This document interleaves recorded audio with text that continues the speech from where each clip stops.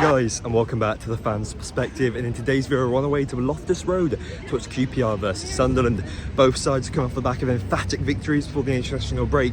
Obviously Sunderland thrashing Southampton 5-0 and QPR with a pretty respectable 2-0 of their own. If you look at the last 10 matches between the two sides, if history speaks for itself, we should have a game on our hands, because Sunderland have only won 2 of the last 10 games against QPR. But then if you go to the bookies odds, they're just around evens, whereas QPR is 9-4, so they're the favourites to the bookies. And I also put the question towards you guys, and out of the 850 people who voted, 69% of you think the Black Cats are going to walk away with all 3 points. You know, both sides didn't really have the best start to the season retrospectively, but I feel like Sunderland's going to kickstart this after that massive victory before the international break. I can still see goals in their squad no matter how long they've been in training for. I'm going to say a 3-1 win for Sunderland. I've got a very special person coming with me. I'm going to meet him at the game, so I'll get his prediction there. But without further ado, please smash that like button if you do like this sort of content. Subscribe to the channel, hit that notification bell so you know when the video goes live. We're trying to hit 10k before my birthday. Yeah, drop a comment down below what you think the score will be, and let's make our way to the ground. So as you can see, we're at the ground now. I've already bumped into a few fans of both sides. The Sunderland fans I spoke to, hopefully you got to the game all right, and hopefully you're watching this video. It was nice to meet you guys. Also, I spoke to a few QPR fans. They said, you know, they're not too confident. Gareth Ainsworth, they're not exactly on his side, but he is a QPR legend. He thinks he'll get a lot of time, and they do think there's going to be a lot of goals in this game. I think as well. I think it's going 3-1 to the away side, sadly. And I'm with a very special person here. You've seen him on the channel before. Owen. Hello. So what's your score prediction, mate? Same as you, 3-1 Sunderland. Are you confident the game's going to be a good game? I think that there could be a lot of goals. It could be either team could score. I think it'll be a close game, but I think Sunderland are just a better quality at the Obviously, moment. we spoke to Gareth Ainsworth before. I think he's got the tactics to do it, but do you think QPR are going to stay up?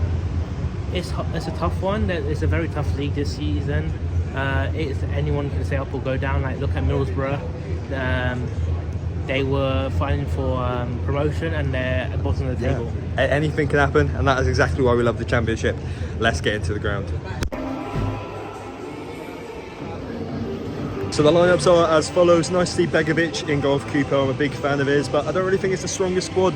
Then again, you look at Sunderland, they've got O'Neill as the captain, they've got the likes of Burster, they've got Job. A very strong squad. I'm interested to see how they can adapt and attack with each other. But yeah, as always, excited. Let's get the kickoff.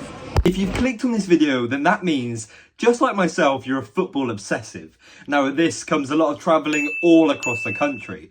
Now what a better way to keep track of the grounds you've been to than your very own football scratch-off map. It displays the entire 92 of the Premier League and EFL's grounds, giving you a nice stylistic display to present the grounds that you've been to. If you go for the link in the description and use code RED10 at checkout, you'll get a massive 10% discount. So make sure you don't miss out, because trust me, they're a great addition. Now I've got some scratching to do, but before then, let's get back to the video.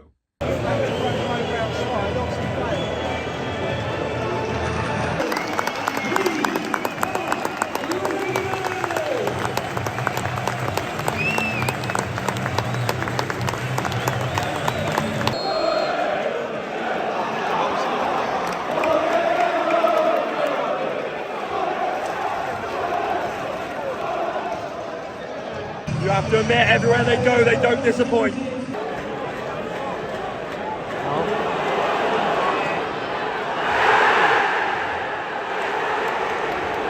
Looking back at that, to be honest, the home side hadn't really touched the ball, but that looked like a guaranteed penalty to me. 2-on-1, bring him to the ground. The home side got away with one there.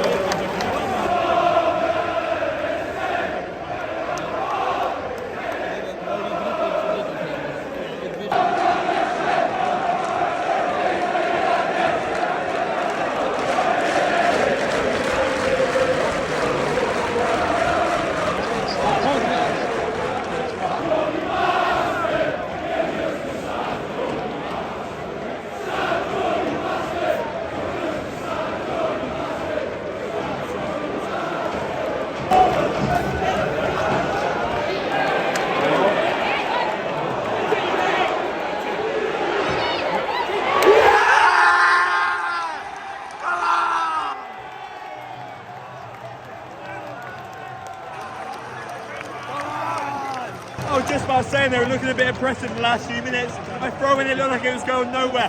Ping pong in the box. He's managed to get it to the edge of the area. It's not the cleanest of strokes, I'll be honest, but he's got it past the goalkeeper into the corner, and the home side are taking a shock lead. 1-0, come on boys.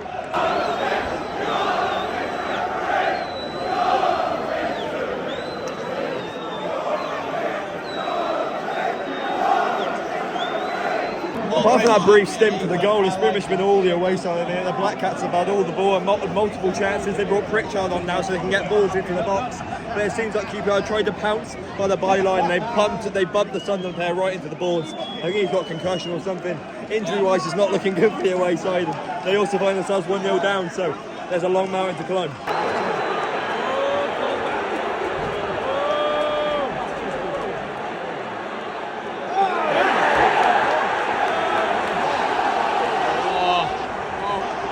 Oh my God, I thought it was a bad challenge, and I think it's Jack COLBACK as well. He's hated by Sunderland fans, a Newcastle United legend of course, and he's seen red. I think he's walking. Oh my God, that's a complete change in the game. QPR, they had the confidence, they had the momentum, and now Sunderland fans, you can hear them. They've got their chance back into the game. QPR down to 10 men. The worst thing is for QPR, it came out of nowhere. It was a ball in the middle of the park, it was a terrible touch, and he's obviously had to lunge in to try and retain the ball. 2-footed in, it looked like it just in between the knees. Oh, it's a terrible challenge, to deserve it red, and yeah, now it's going to be a difficult game.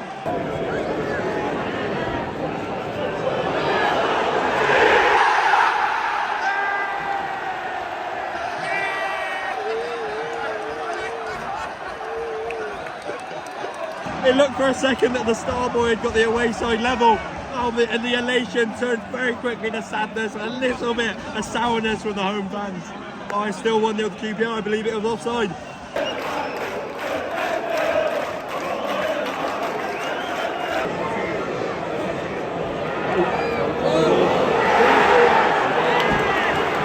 "31 minutes played, all I can really say is this referee is atrocious, and oh Jesus Christ, this game's getting pretty physical."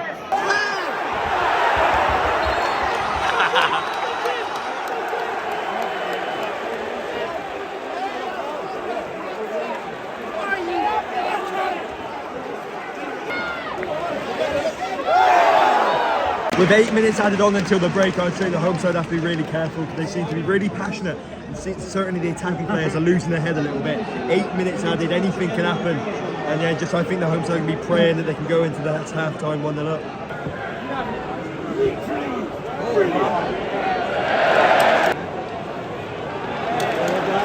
Oh, whoa.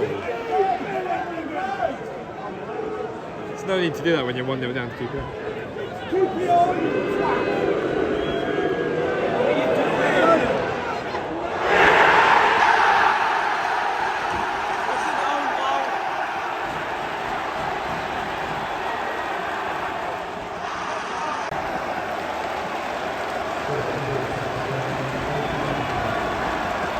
One minute left of the half, this is the epitome of sloppiness. A little bit of skill on the right wing, they get it down the left, the defender's slacking, they've left him, he's cut inside, he's had a shot at the defender. In fairness to him, he's tried to block it, and then deflected off his head and headed it into his own net. They've got the equaliser they wanted, they've got the extra man on the pitch, and now it just goes down to the second half.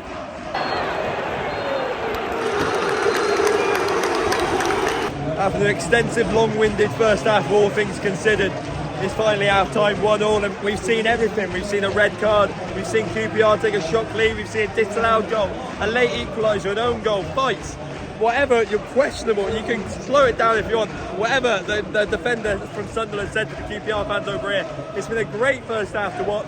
A bit depressing at the end for the home fans, to be fair, because I think if they went to the half-time 1-0, they had a lot more confidence to try and keep out for the second half. But you see an onslaught in the second half by the Black Cats. Multiple occasions, I believe it's Clarke, Pritchard, they've been trying to get the ball from the left into the back stick, and the likes of Job have been flying in there.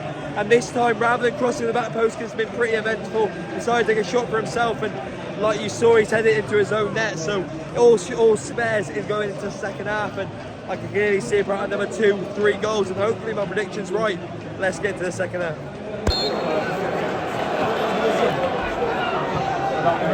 I don't know how he's controlled it or he's committed it. He's done it. It looks like, just as expected, about 95% of this game is going to be played in this half.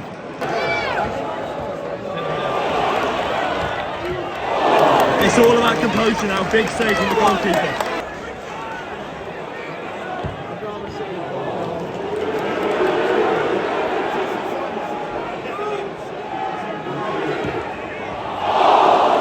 It's turning into shooting practice for the away side now.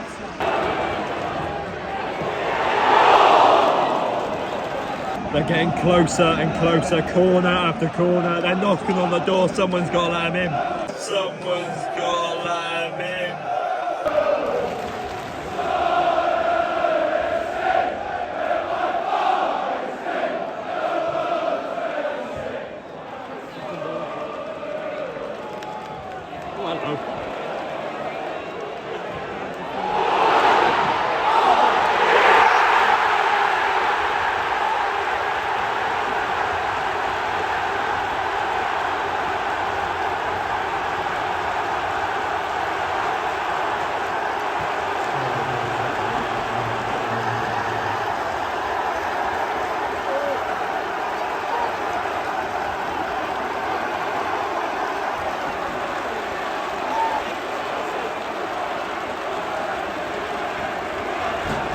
I mean, I said they were knocking on the door, and the next time it came, Pritchard with some beautiful work, and they've gone to the back of the net thanks to a deflection. That could be limbs of the season. Fair play to them after the performance, and they've had the extra man, they do deserve it, but Jesus Christ.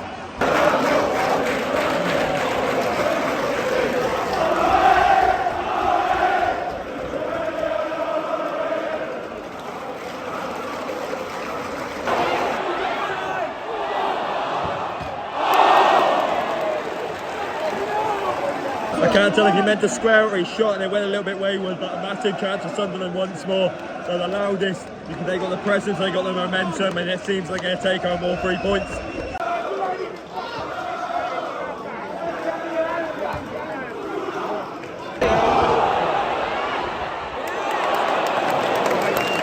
That's when you need your goalkeeper, and he shows experience, he's put his foot in, he's kept the ball. That's the issue.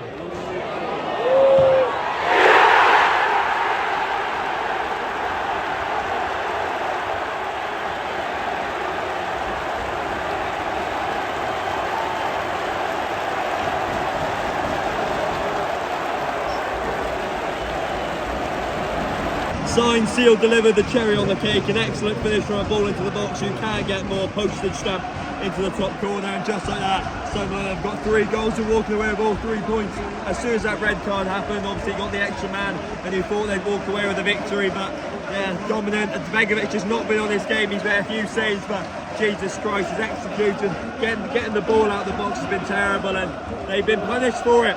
3-1. Got to say fair play to Ainsworth. It looks like he's brought on a few young players, given some minutes to run around, and they've really shown heart for the badge. A few chances there.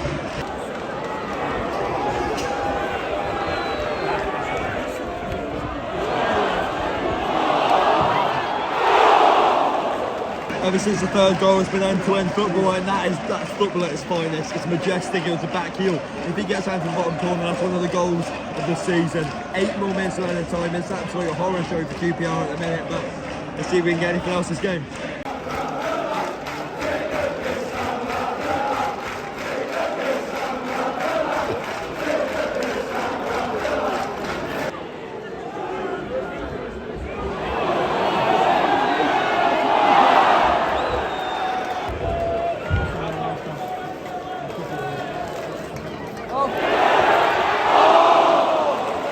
Yet again, Pritchard getting into that area, and yet again, Begovic getting his hand to it. They should be scoring there. He's got a good glove to it.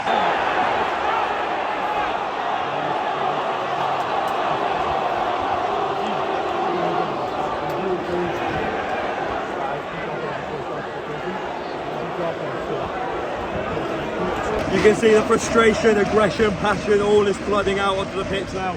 Players pushing each other. And I guess you can clearly see why it's been a difficult game, 10 versus 11. Where Sunderland have been the clear favourites.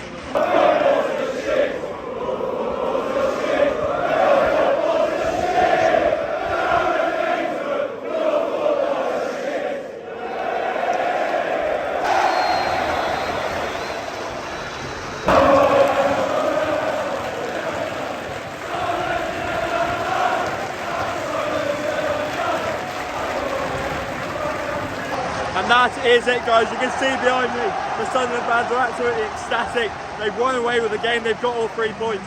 And I say it time and time again, they're the best away fans in the country. They're committed, they're always loud, and they never let you down the video-wise, and they're just absolutely amazing. An amazing game to go to. It's had absolutely everything, like I said. Goals, own goals, disallowed goals, red cards, fights, absolutely everything. But yeah, please stay tuned for the channel. Tomorrow, I'm going to Millwall versus Leeds. And if you think these fans are good, they should be on par, if not maybe a tiny bit better. So yeah, I've got so much more content. As you see, we've got a lot of games coming this month. And I'm trying to get 10k by my birthday in November. So subscribe to the channel, smash that notification bell, so smash that like button as well. I love every single one of you. Thank you all for watching. And I'll see you guys in the next one. See ya.